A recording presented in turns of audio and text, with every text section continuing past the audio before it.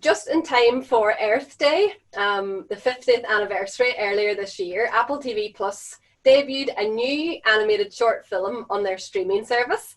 And that film was Here We Are, Notes for Living on Planet Earth, which is a gentle and moving 36-minute CG adaptation of the 2017 book by Oliver Jeffers. It's about a boy named Finn who discovers all that our planet has to offer on a special Earth Day.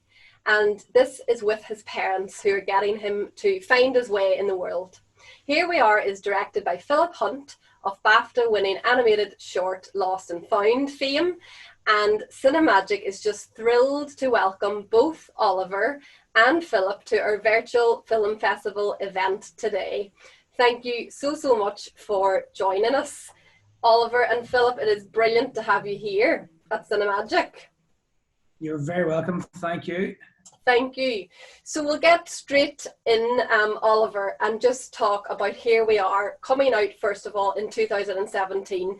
And I know you have talked about why it was important as a parent, I suppose, to make this book, but what was the crux, really, of the inspiration behind creating the book? I think the crux for the inspiration behind making the book was the realization that kids know nothing. That they show up and they don't know anything other than how to make a lot of noise and how to make a lot of mess.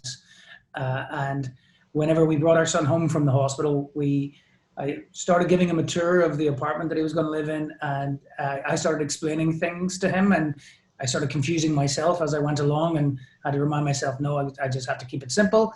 And then there really was a degree of comedy in that, but the poignancy sort of hit in when I realized that he really doesn't actually know anything. And it was going to be up to his parents to teach him all of the things that he was going to know. So I started writing my letter. But a lot of the really obvious things that I was explaining were so obvious that it just seemed to me that other people were forgetting them. You know, at that time, there was a lot of anger on the news. There was a lot of people being afraid and of people that were different from them. A lot of talk about borders and keeping people out and keeping people separated. And it struck me that we're walking around on planet Earth in the 21st century, and the principles of that should just be really simple. And so I started writing them down, and then it went from being a letter to him to a book that other people could remind themselves of the simple things as well. And what a beautiful letter to have, for your son to have, and now the whole new life really that letter has taken on. And Philip, then what was it about this particular book of Oliver's that really made it perfect in your eyes as an animated film project? How did you get roped into working with Oliver? Quite early on. Yeah, quite early on. I mean, Oliver showed me the book when it was still kind of half drawn, and some of the panels, I think especially the city and under the water, just really jumped out at me, and I thought I really want to go to there. I want to see that move, but I wasn't quite sure, how to turn that into a story. I mean, we weren't sure for a long time how to make it into a film, but it was something that Oliver just referred to when he told me the story about coming home and showing the baby around the apartment for the first time. And I thought, that's brilliant, the way that connects to the book, the way the book has been inspired by that. If only we could figure out a way to make that part of the film. And then when we made the film, we were looking to try and get the idea, get the child to have a voice as well. So that's why Finn ends up, for most of the film, being older. But that moment where Oliver, the character representing Oliver, comes into the house and walks around saying, this is a fridge, this is where we get water from, all those things. I think that story was the thing that made me really want to make it as a film. And then Oliver, you must be so excited when a book of yours is then created into a film, and a book, and I suppose a letter in this case, that means so much personally to you, and the way then that's given further life and energy when it's turned into a film. How was that collaboration for you, working with Philip, really to adapt one piece of art into another piece of art? Well, that's you've hit the nail on the head there. Whenever Philip and I worked together, how long ago was it, Bill? 15 years ago in Lost and Found. It was about that.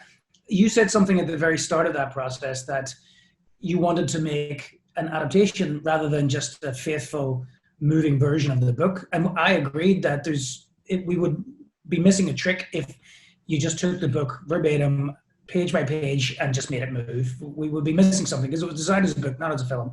And so you went off piste and you made something that was very, very much its own. And we knew right away that we wanted to do that again. And it is incredibly exciting. And we talked about it. And then Apple came on the scene, and they were the people who were going to be able to make this happen. And so then, of course, I would get on the phone with Philip every week and say, is it finished yet? Is it finished yet? Is it finished yet? It takes a really long time. And so those calls, I think, went on for about 2 years.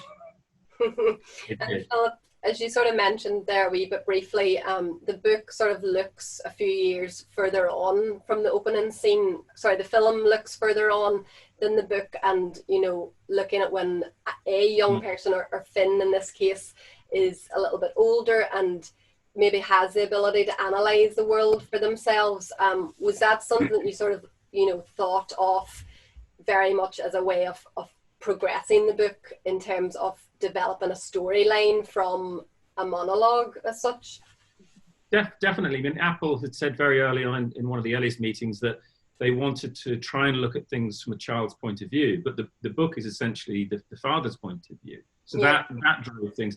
And to sort of pick up on something Oliver said, you know, the book doesn't need to move to be any better. You know, the book is fantastic. It's a piece on its own.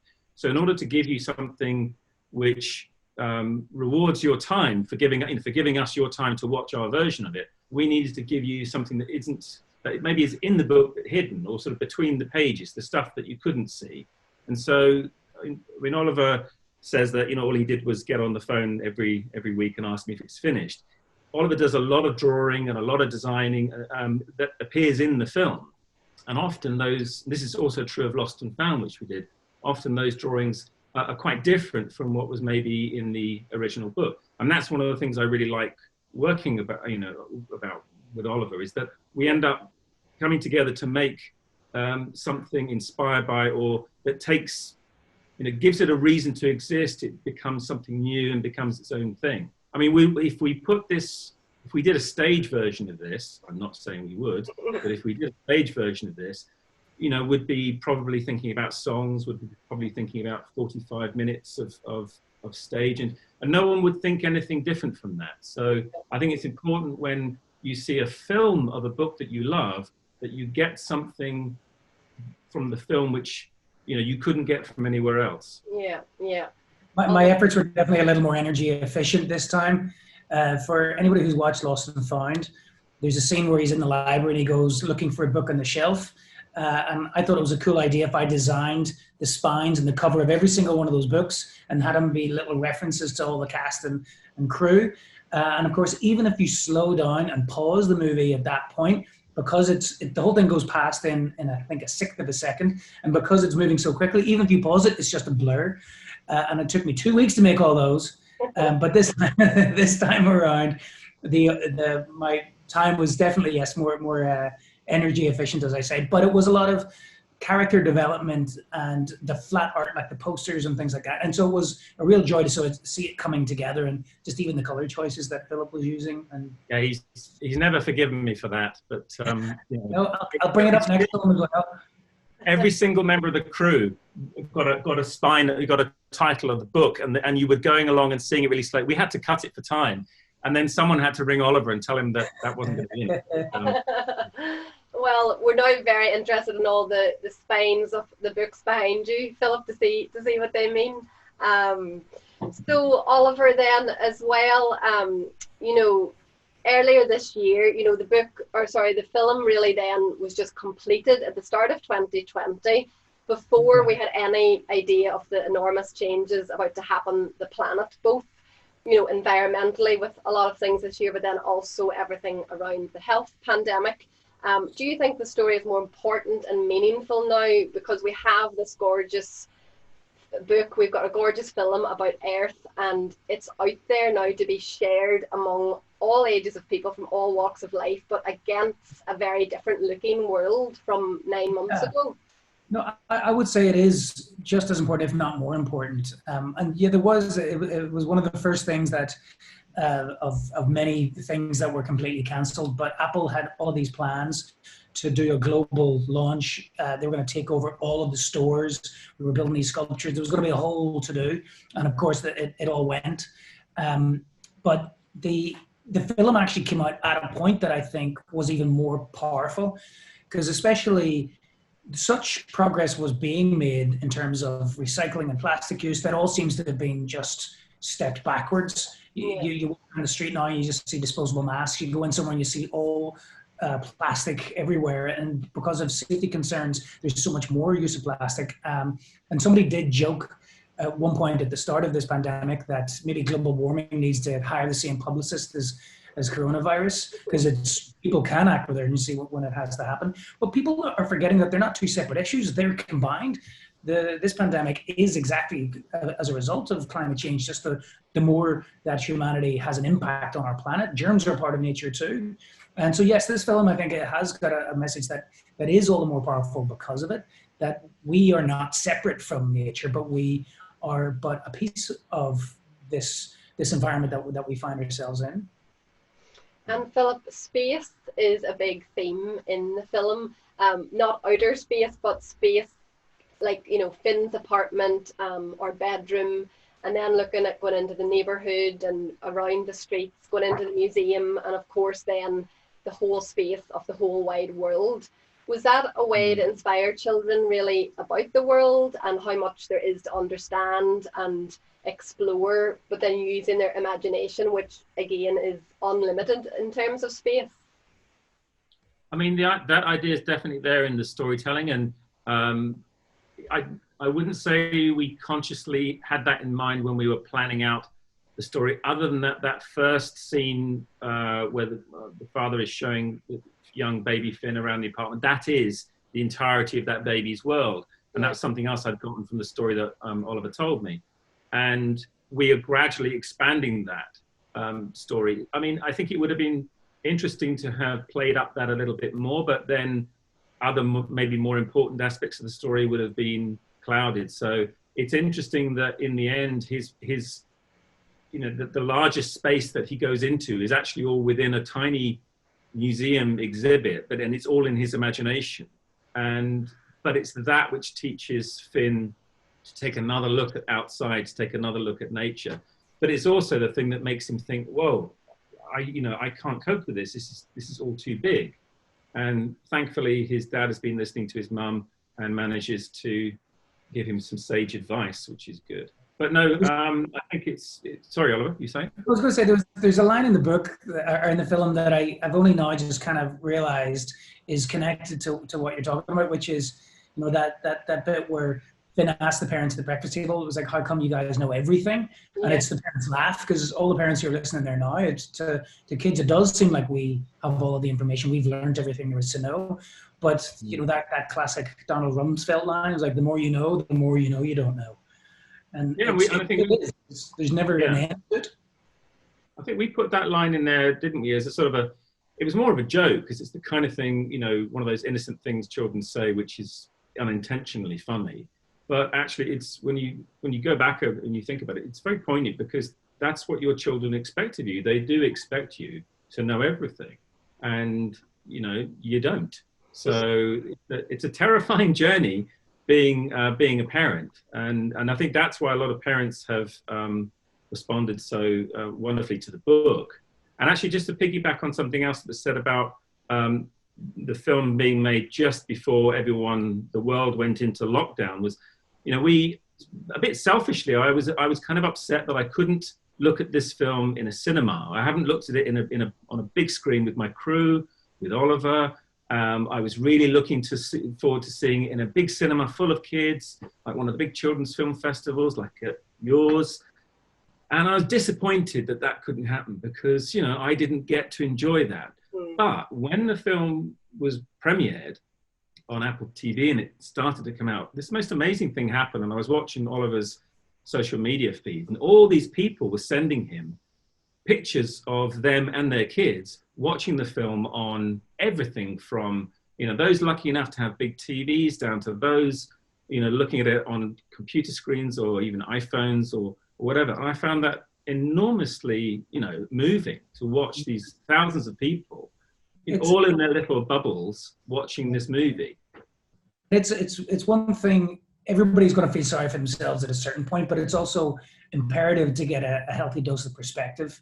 Because I was feeling, what was me? There was going to be this big release. It was going to be huge. It was going to be everywhere, and that didn't happen. And was allowing myself to feel a little bit sorry for myself until I caught myself on. I was like, in the grand scheme of things, I have clothes on my back. I have a bed to sleep in. I have food to eat. I feel safe and secure. I'm all right. I'm doing fine. Yeah, well, and exactly when you have award-winning voice talent as well in the film, including Meryl Streep and Chris O'Dowd and Jacob Tremblay and Ruth Negga. I'm still a little bit annoyed that there wasn't a premiere just because I didn't get to meet Meryl Streep. I was going to say that we'll still have to get that organised so that all happens. But, looking at that, and as you say, putting things in perspective, taking a step back, how all of these award-winning, talented creatives have embraced the film. Is that something that you're so proud of now, looking back even, to 6 months ago? Is this from your film? I mean, without question, I think I love the fact that I don't think we could have cast it any better than it was. I was going to say that actually with the cast, I think, every voice talent is just so well suited to each character. It couldn't have been casted any better. Philip, is that something that how much did you play a part in that, in terms of working collaboratively then with the casting people to sort of get that magic conjured up and to have that lineup of people involved? Well, I think the choices of, Chris O'Dowd, and both Chris O'Dowd and Ruth Negga came from us. Chris was somebody that Oliver and I had discussed early on, and we thought, wouldn't it be great to get Chris O'Dowd, because he's just the ideal person for that. And Ruth had really impressed me in a couple of things that she'd done. So when we got those two on board, that was really, really good. The search for Finn was a bit harder, but Apple, being as connected as they are, suggested a lot of people to us, and we zeroed in on Jacob because of a couple of films he'd been in which had really impressed us. But I'll be really honest, with Meryl, that would never have occurred to me. And that was, again, when you're working with someone like Apple, they kind of casually throw that into a conversation saying, well, we're thinking maybe Meryl Streep. And you sort of take a moment and go, yes, we, and you try and look as though, you talk about Meryl Streep every day. But no, poor old Oliver, I thought of Oliver as the narrator at one point, but as soon as they said Meryl, I know. Out. I know. I'm still over that. The Belfast accent didn't cut it for this one, Oliver. No, it can't. Brilliant. Well, we'll open the floor up to some questions now. So anyone who would like to make a comment or a question, just pop it into the chat box and I can come to you and then you can ask your question. Or again, just pop your hand up. But we do have a question, first of all, just in general, saying, Oliver, are you going to get to any more bookstores in Belfast before you go back? Because I think everybody knows you're in Northern Ireland at the moment. Will you be paying a little visit to any more bookstores over the coming? I did just yesterday, actually. I signed 2 boxes of what we'll build for David Torrance at No Alibis on Botanic Avenue, and then a larger range of different books there's another independent bookshop called Book, Paper, Scissors on Stranmillis. So that was just yesterday, so there'll still be copies there, I'm sure. Although Dave did get through them in about 24 hours the last time, so move quickly. But I did say I would do that again once or twice more before Christmas, because I'm going to be here through Christmas. Great. Okay, Carol, you can get down to Stranmillis or Botanic Avenue then for the books. Sorka, would you like to go ahead and ask your question? We have a question from Sorka. Yeah, I'm a massive fan of Oliver Jeffers, and I just wanted to ask, how do these big concept, beautiful, high budget animations get funding? Do you reach out to a broadcaster or a streaming service first before or do you have somebody in mind and pitch it to them, or I just don't know what the process is. Here's exactly what I did. I picked up the phone and said, Philip, let's make the film. Any ideas? And then he did the rest. So No, an answer. then I picked up the phone and I called my producing partner Sue Goff and said, and sent her the stuff and said, what do you think? And we had this very kind of excited conversation about the film. And then what Sue did was go and talk to everybody. So she went, and anybody we could think of, any broadcasters, everybody you can imagine, we went to speak to. And then Apple came in towards the end, because they weren't really around when we were starting to talk about this project. We didn't really consider them because we didn't know they were getting into what they were getting into. Yeah. So, we were one of their first projects that they commissioned, and we were really lucky that the people there were looking. They also, that's my collection of Oliver Jeffers books here. I'm a fan there, and we were just trying to think of a way to get that moving, and because they knew they wanted to do something for Earth Day, when they saw the book, it was like a big light bulb going off for them. And so, everything after that was relatively easy. And it's not generally as easy as that. You can spend 5 or 10 years looking for the money for these projects, but this happened quite quickly. Probably the beautiful artwork, it definitely helped. Indeed. Thank you. That's great, Sorcha. Thank you so much. Shayna, would you like to ask your question? Go on ahead. I think it's for Oliver. Hi, I was just wondering, do you have any advice on adapting books into animations, and also for starting animators? How do you get noticed? Well, this is actually probably more of a question for Philip, but it's for me, I've never sat down and thought, I'm going to have an idea for a book, or I'm going to have an idea for a film. It's sorry, Oliver. Can you? Yeah, sorry. Just a notification come up saying I got muted halfway through that. That was me. Sorry. Do you not like what I was saying? Okay, I'll stop talking now. So I don't sit down and try to come up with an idea for a book, say, or sit down and try to come up with an idea for a film. It's I have the idea is always the first and most important thing, and then I think, what's the best way to tell this story or show this idea? And sometimes it might be in a painting or in a sculpture. But in the case of there are several of my books that Philip and I have talked about adapting into animation, and some lend themselves more easily than others. And in fact, whenever he saw the potential in Here We Are, I didn't, because I thought, here's basically a science book for kids, a non-fiction book that has no story in it. What is the animation? What is the film? But Philip could see through that and could very easily pick out the potential of it. As far as animating, I've never actually animated anything in my life. Well, no, I take that back. Mac Primo and I, who's a friend of mine in New York, we've done some very, very basic stop frame stuff, which is you set up a camera on a tripod, and you've either got a drawing or like a little object, and you take a picture and you move it. You take a picture and you move it, things like that. But the type of animation that Philip does is very advanced. It's state of the art, computer generated imagery, CGI, and how that happens, I have no idea. Philip? I mean, on a film like Here We Are, there's about 60 people involved in that film. So 60 artists and technical people. 22 of them were in this room behind this bookcase here. Today it's just me.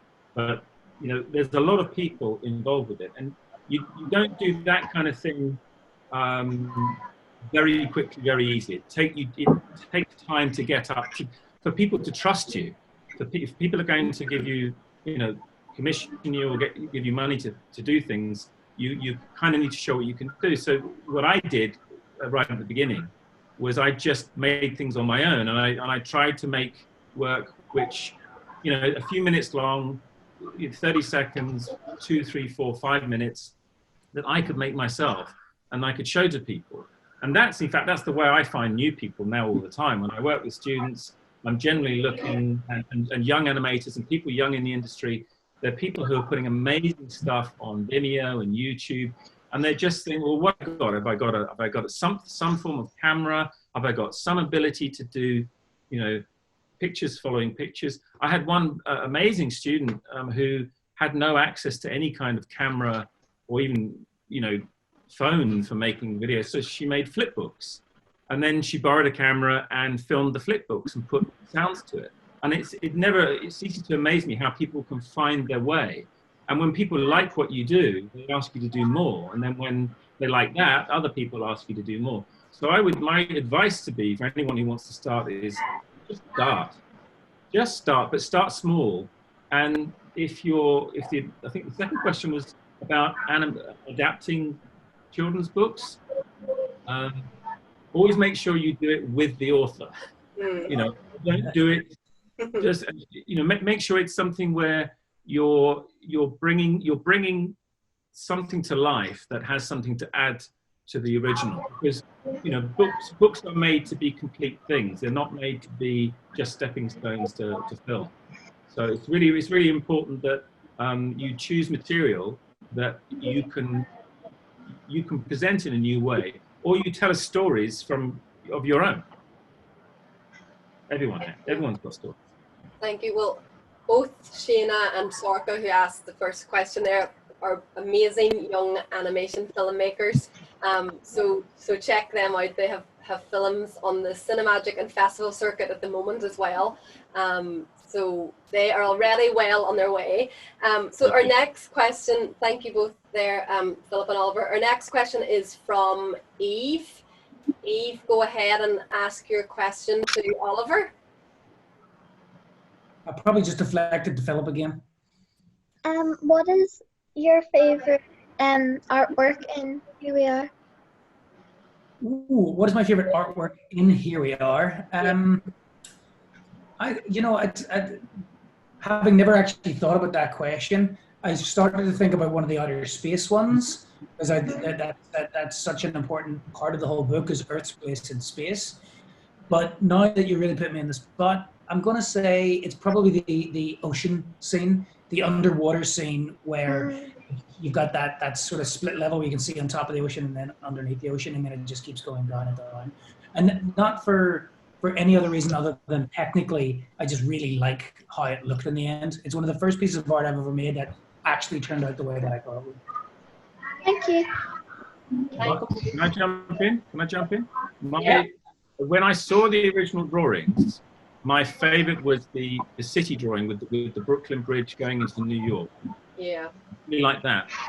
But over the course of making the film, and I've just pulled this off the wall. I hope my favorite. Can you see that? Yeah. That's my favorite page from the book, because that means everything. That's everybody. That's all of us. That's everybody. And what I love here is how Oliver managed to represent so many different types of people, so very, very simply. And I think that's the most brilliant drawing in the book. The rest are okay, Oliver, but that one is a really good one. Yeah, Do you I know like that page too. Did I ever tell you how I got the ideas for most of those people? No.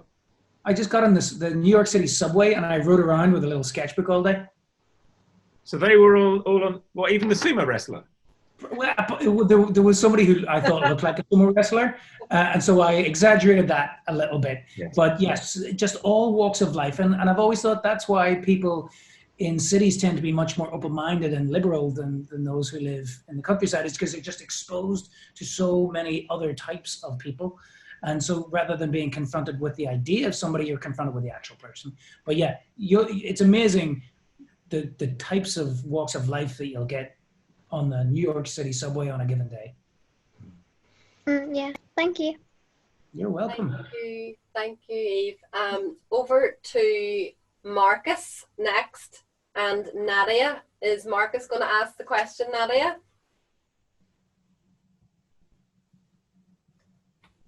Do you want to ask the question? Okay. Yes. Say you want to know if the Hueys. Mhm. Do you want? Can you read the question for him, Claire? Yes, of course. Okay. Okay. So Marcus Duncan is age 7 and he just loves the Hueys and wants to know if they could get a series, and will we see them again in a new story? You never know. I've said I would never do something and then ended up doing it several times. So it's very, very possible. The reason that I think this is a fun thing to throw in here, the reason they're called the Hueys is that my grandfather, he had 8 children. So that was my mum's and her siblings, 24 grandchildren and 18 great-grandsons. And he called every single one of them Huey because he couldn't remember anybody's name.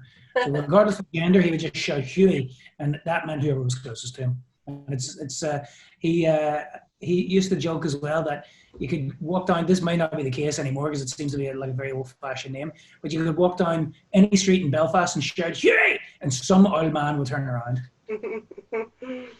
There you go, Marcus. So you never know. You might see them again. Isn't that right? We're saying that, Oliver. I haven't really worked in about a year because we were traveling, and then we got hit by this pandemic, and I'm in a place that's 3,000 miles from my studio. So there's a bit of a backlog building up in terms of work. So it might not be anytime soon, but I'd say you haven't seen the last of them. Never say never. Thank you for that question, Marcus. Over to Angus then next. Hi, this is Angus Ano. I have a question for Oliver. I first found out about you through Nikki there in a chat there. We are both huge fan of your illustration, and we're both illustrator, and we are at that stage of getting rejections from publication companies and stuff. So I was wondering if you have any advice, like realistic advice for entry-level illustrators for the industry. Be prepared to hear no a lot. That's going to happen. I mean, don't forget that J.K. Rowling was rejected by, I think, 12 publishers before Bloomsbury said yes to Harry Potter.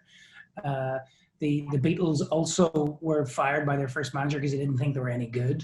So you just got to keep going. You're going to hear no, and don't take it personally. It just means it's not the right fit. So just if you think your work is good enough, just keep plowing ahead and you'll find your people. Thank you. That means a lot. Thank you. Okay. Next question. Anyone want to raise their hand or just go next? Did Eiley, do you have a question?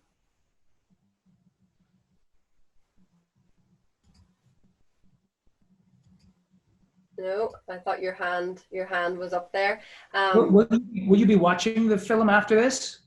Yes, so Studio ACA have very kindly give us a special link and a special passcode, especially for this, for everybody afterwards. So everyone is going to get a chance to watch afterwards. Oh, that's excellent. So I'm sure there's some people there who have not seen the film before, so I hope you enjoy it. And then Oliver, just touching on working in inverted commas during the last number of months, how has that been for you? And has the situation when you do have time to work amid everything else that you have to do on a daily basis at home, how has that inspired you? Have you been writing and drawing little bits and pieces over the last couple of months just to revisit, in 2021, for example? Not entirely, not exactly. I'm mostly trying to sort of finish off bigger projects that were in their very, very infancy at the start of the year, often reacting to a few things that have happened. So the next big project, hopefully, if everything goes according to plan, which it never does, is a large sculptural project with the United Nations. But I'm only sort of getting an hour or two of work in a day, and it's mostly just responding to emails or doing interviews or delegating. So I haven't really had a chance to get an awful lot of work done, but I'm trying to get a bit more of a rhythm and a physical place to work here. I'm getting that set up at the minute. And thank you. And do you think then growing up in Belfast has shaped your artistic processes or makes you particularly unique? Yeah, I'd say there's 3 things, and I haven't answered this question before, and having had to think about it, I think there's 3 things that have really found their way into my work. The aesthetics of street art here, shall we say? Yes. So there's a whimsy to nationalist murals that has found its way in, and then there's a very sort of bold and graphic nature to loyalist murals that have found their way in, and my work often hits on both. There's also, I think, a duality, that the ability to be able to hold or consider two totally different perspectives at the same time. And then lastly, a sense of humor. Because, you know, everybody in Belfast, we've got a particularly unique and dark sense of humor. And I think that has found its way into a lot of the work that I've made. Indeed. And Philip, just going back then to the production, just to give the audience a sense, like how many animators and other crew members as such were working on the project overall, and what was your sort of daily or weekly, you know, communication with them as director? You know, what does that look like? There's about 60 in total, and I think about 35, 40 of those actually in the building. Some of them very next to me, some of them on different floors. And the main thing I would say about that one, we made the film very fast. We were working, and the last half of production was 7 days a week for about 6 months, which took its toll. But the only way to make that work was organization. So, I mean, I work with very good art director, very good animation supervisor, and you make sure there are lots of people who are in charge of other people, and then you have your smaller group who you see all the time, and then everything you say gets told to the next person and the person after that. But perhaps, I mean, aside from a producer who never panics, because as the director, because you've got all of this happening, I'll be honest, there are times when you wake up and you think, it's never going to happen. It's never going to be finished. We've got way too much to do. Yeah. A producer who never panics and always who says, calm down, it'll be fine. It's all under control. You don't have to worry about that. You just need to worry about it. And then they give you this list. And my day would start my official day would start at 9 o'clock, although I was always in from about 7:30, trying to catch up from the day before. And from 9 o'clock in the morning through to 6 o'clock in the evening, I have an itemized list of things that I'm supposed to be doing. And so the production manager who sat right next to me, which is kind of brilliant, but also very frightening, was always saying, what are you doing? What are you doing now? Have you done that? Look at your list, look at your list. And so, I mean, one of the things anybody creative can struggle with is knowing when to stop doing one thing and start doing another, and how to manage your time. In fact, we all do that, don't we? We just, you know, most of us find that time runs away with us. We get too involved reading a book or doing some work, and then we realize we've run out of time. Well, if you have somebody whose job it is to tell you to stop now, or you've got 1 minute left to finish that drawing or to finish that, and you have to do something else, that's how you get it done. And that's what my day was like for nearly 2 years. And so it's really strange now because I haven't got a list at the moment. No one's telling me what to do.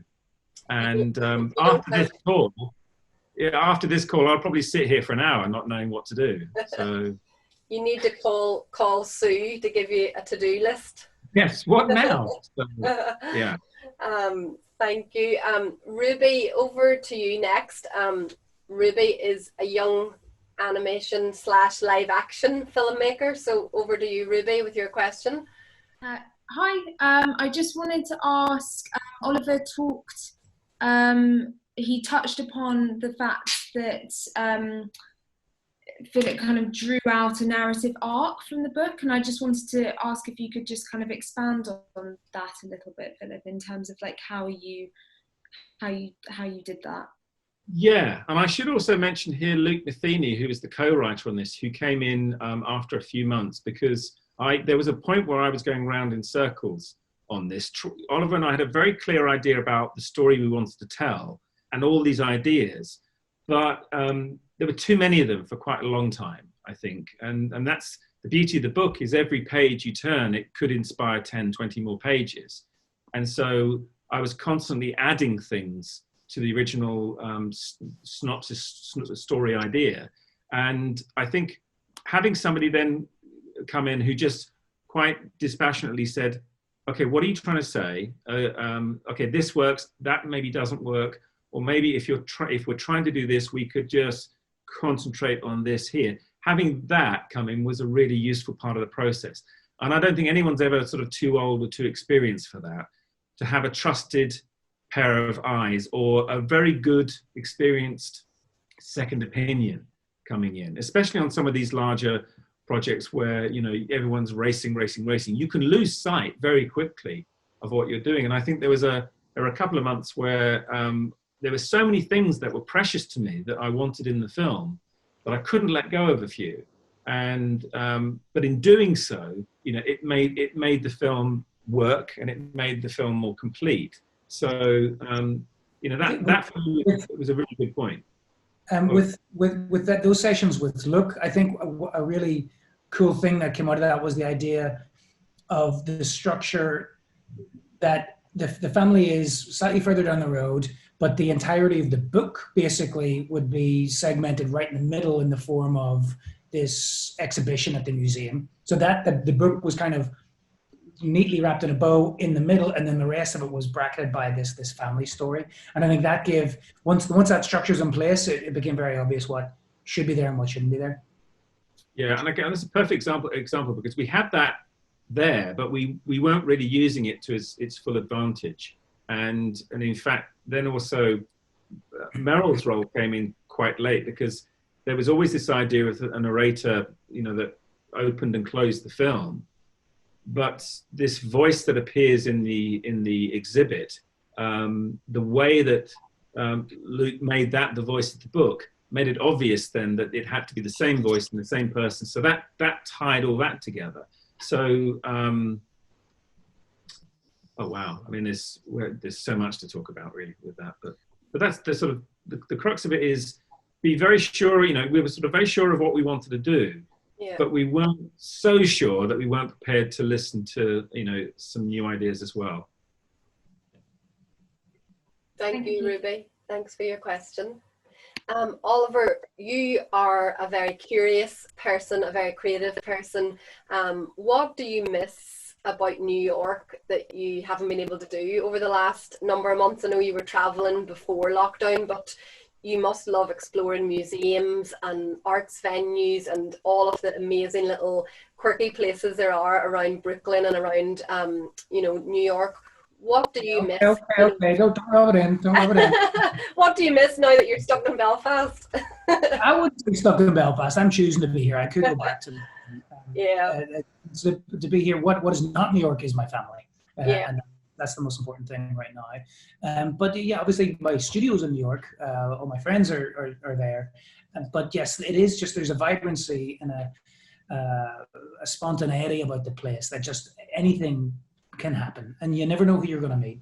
And there's brilliant art and energy and culture from all over the globe that just really culminates there.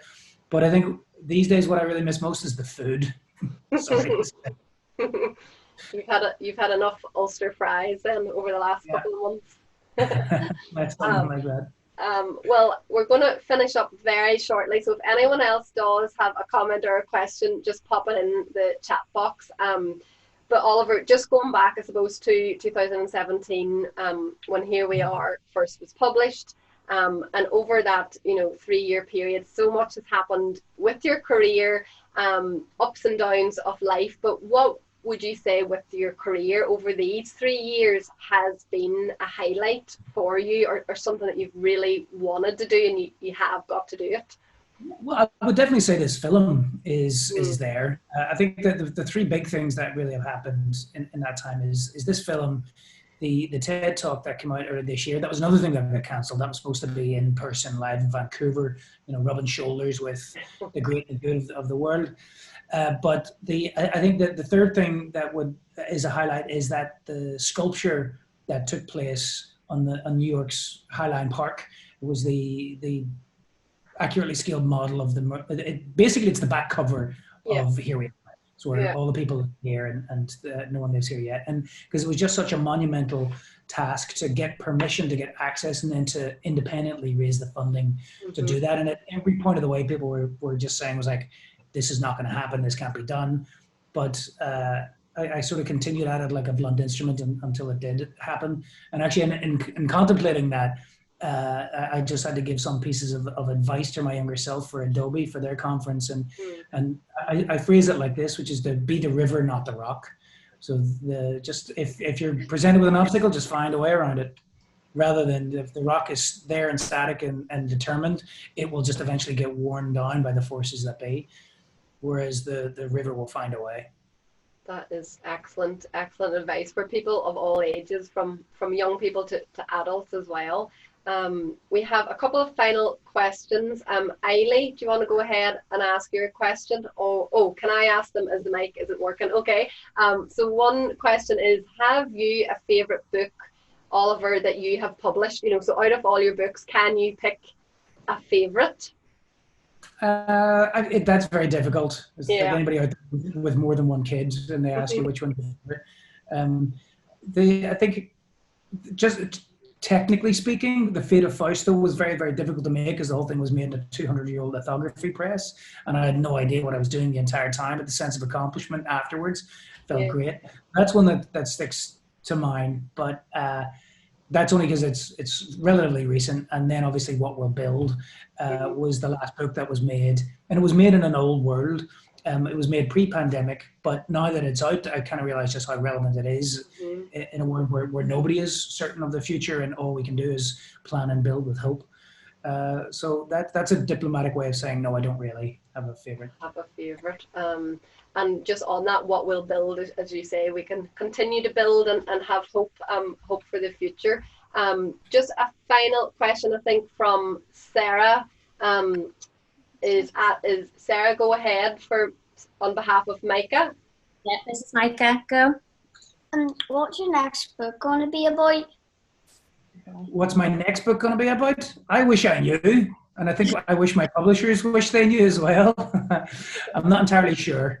I have an idea, but I've got to try and work it out first to see if it's actually going to work as a book. Because I have lots of ideas that don't always work, and I put them in my sketchbooks. And then one time I look back through my sketchbook at all the little half ideas that weren't working, and that gave me an idea, which is to have a big book of lots of little stories, and that was the Once Upon an Alphabet book.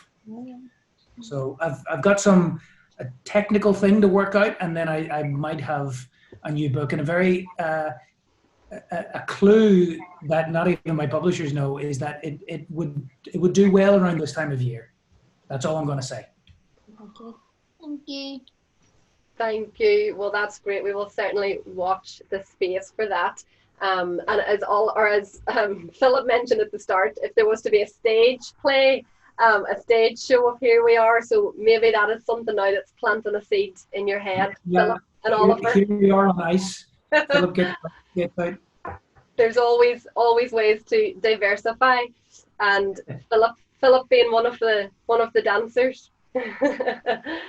Naturally, Actually, I would just jump something about Oliver just said reminded me of something, which was I've always been very lucky in looking at the sketchbooks for the books that he's made. They are always full of interesting things. And when we were doing Lost and Found, there were loads of things that were ideas for the story, the published story that never made it into the book, that were an absolute gold mine for us when we were making the film. That octopus drawing that you had in that sketchbook, that's where the octopus in the movie came from, because people kind of think, oh, you added the octopus. Well, we did, but we were inspired by looking through all the things that Oliver had done, which maybe, he thought would go in the book and weren't. And it's great sometimes to be able to pick things out and give them a second chance, bring them out of having been cut from the book, but give them a role in the film.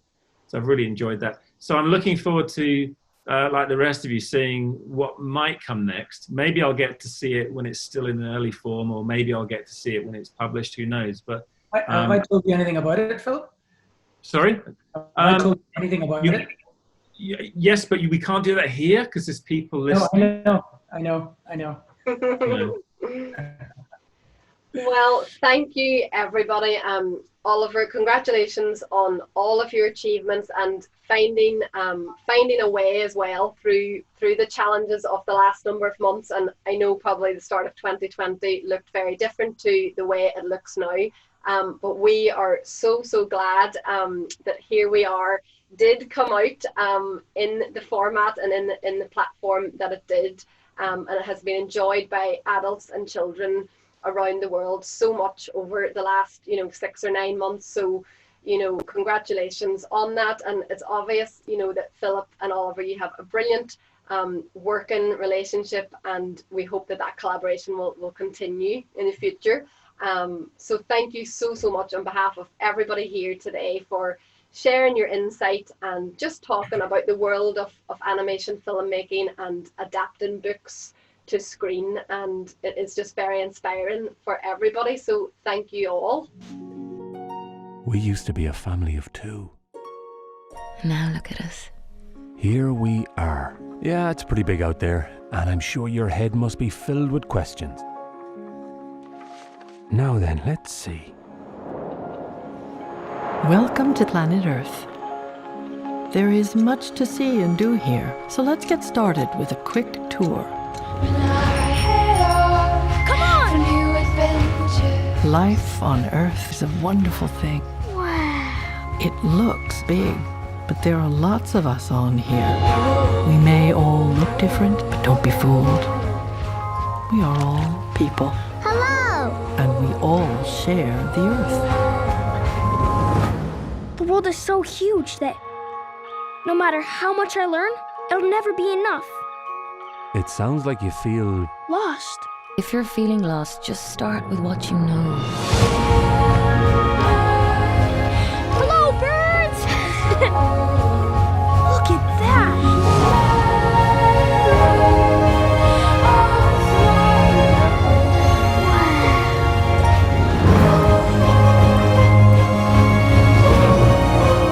There is so much more for you to learn about planet Earth. Make sure you look after it, as it's all we've got. For the first time in his life, he's speechless. Remind myself when I'm in the darkness.